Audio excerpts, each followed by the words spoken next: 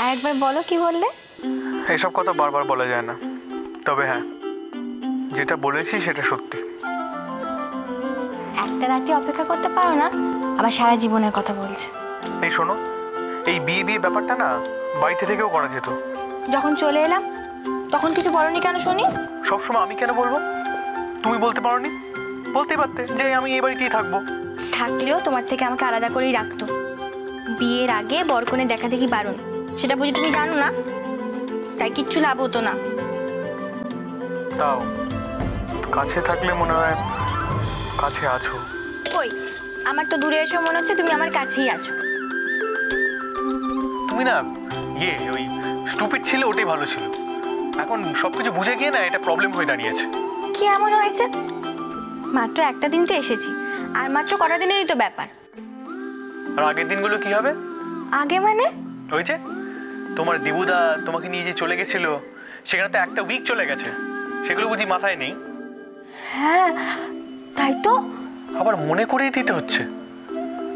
না সিরিয়াসলি, তুমি অনেকটা চেঞ্জ হয়ে গেছো। ফিলই করনি দূরে থাকার কষ্টটা কি হয়? ওই কষ্টটার সাথে আমি অভ্যস্ত।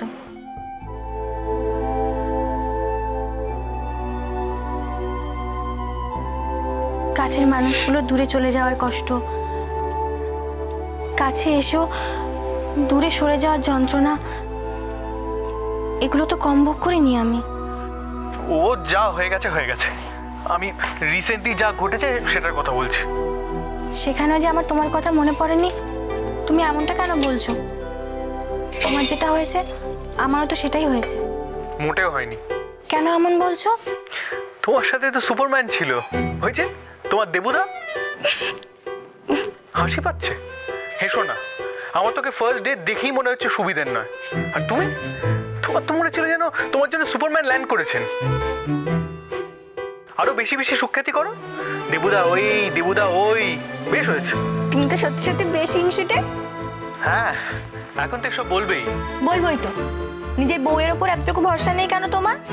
না মানে সেরকম ভাবে মিন করিনি, সরি। ঠিক আছে। না ঠিক নেই আমি জানি, তবে এটা প্রমিস করতে পারি যে ইন ফিউচার তোমার আর আমার এটা নিয়ে কোনো কথা হবে না। আর এটাও প্রমিস করব যে আমাদের মাঝখানে কাউকে আসতে দেবো না।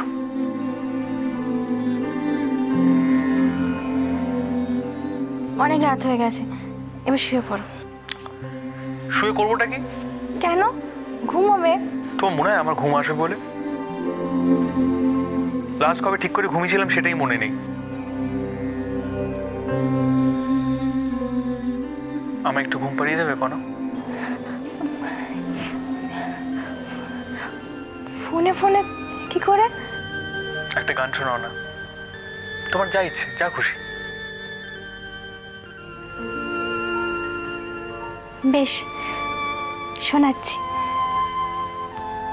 চোখ বন্ধ করো।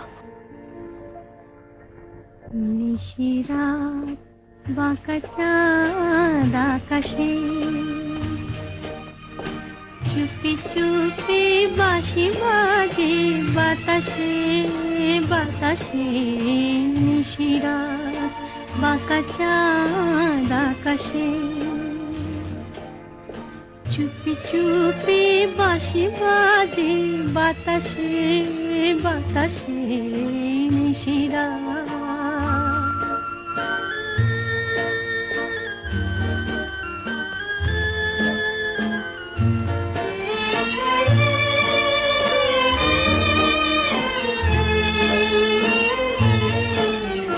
জীবনের পথে পথে চলতে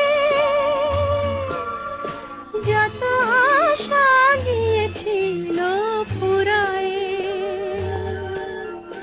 জীবনের পথে পথে চলতে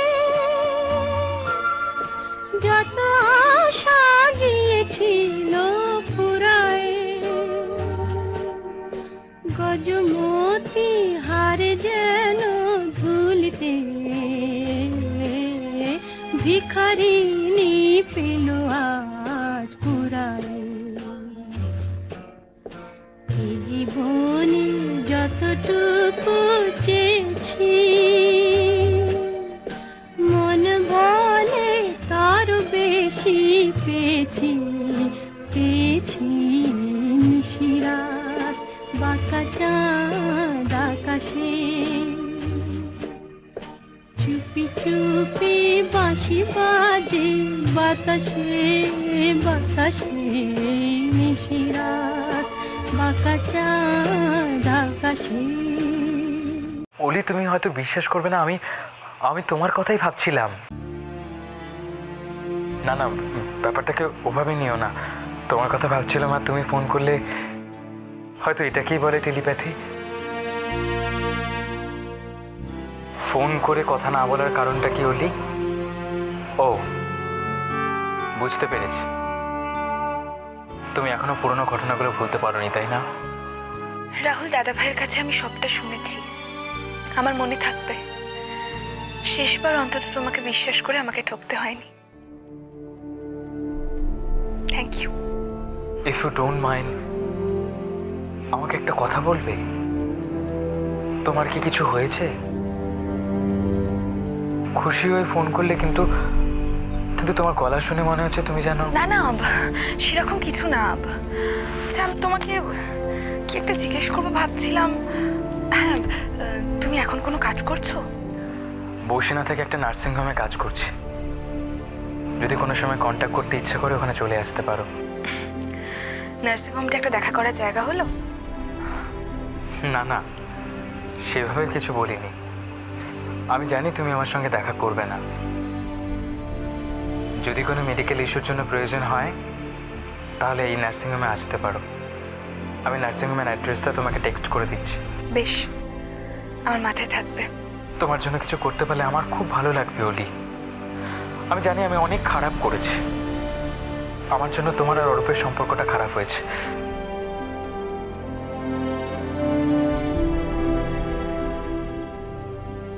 হ্যালো অলি, কি হলো? হঠাৎ চুপ করে গেছিলে কেন? এমনি। এবার আমি শিওর হলাম যে তোমার কিছু একটা হয়েছে। আমাকে বলা যায় কি? রাহুল একটা মেয়ের জীবনে তার হাজবেন্ডের জায়গা কতটা, সেটা তুমি বুঝবে না। না বুঝলে কি আর তোমাকে ওর কাছে ফিরিয়ে দিতাম ওভাবে? রাহুল, আমি অরূপকে ভালোবাসি, আর ওকে ভালোবেসে মরেও সুখ। আমি জানি অলি, কিন্তু জানো তো, যখন দেখি যে আমার দেওয়া কষ্টে মানুষটা কুড়ে কুড়ে শেষ হয়ে যাচ্ছে, তখন আর সহ্য করতে পারি না। তোমার এই জায়গাটার জন্য রেসপন্সিবল শুধুমাত্র আমি। না না রাহুল, একদমই না। আমি আমি কাউকে দোষী করতে চাই না, এই সম্পূর্ণ দোষটা আমার। সেটার জন্য সত্যিটা তো মিথ্যে হয়ে যাবে না অলি? Sorry, I am very sorry অলি।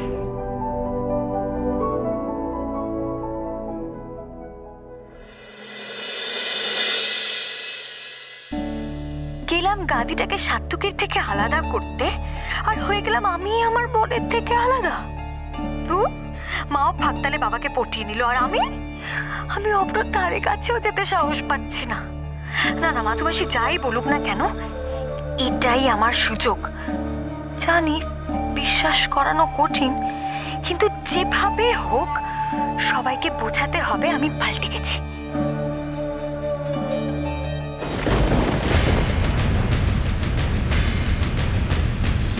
ওই তো ছোট, আমি না ওই বানেজি বাবুকে ফোন করে বলে দিয়েছি ভালো ভালো জামা কাপড়গুলো সব বার করে রাখতে।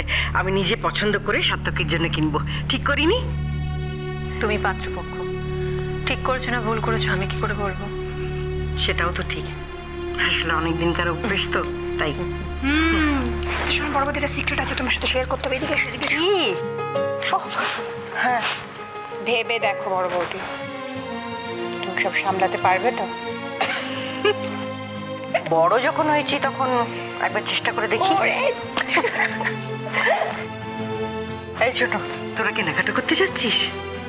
না, কন্যা পক্ষ যখন তখন ও বাড়িটাকে তো একটু দেখতে হবে, তাই দয়ানন্দ বাবুর বাড়ি যাচ্ছি। খুব ভালো, যা ঘুরে আয়। আর কনককে বলিস এখানে ওর জন্য দারুণ দারুণ সব চমক অপেক্ষা করছে। আমিও যাই, আমার অনেক কাজ বাকি। আমিও যাব না, আসলে আমিও ভেবে দেখলাম যে মা এই বাড়িটাকে এক করার জন্য এরকম একটা এত সুন্দর স্টেপ নিয়েছে, সেখানে আমিও এরকম একটা ভালো কাজ। আসলে কি বলতো বৌমনি, ভালো কাজের সঙ্গে তোমার তো খুব একটা বনি মনে হয় না, তাই বরং তুমি